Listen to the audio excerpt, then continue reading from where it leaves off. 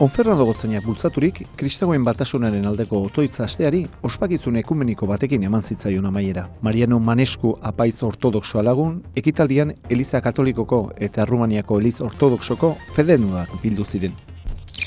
Laikoen espiritualtasuna gaiaren inguruan, gure Elizbarrutiko laikoek trebakuntza topaketa ospatu zuten laikoen gotzain ordezkaritzak antolatuta. Ekimena Elizbarrutiko seminarioan ospatu zen eta Elizbarrutiko hartzapez barruti guztietatik etorritako lagun ugarik parte hartu zuten.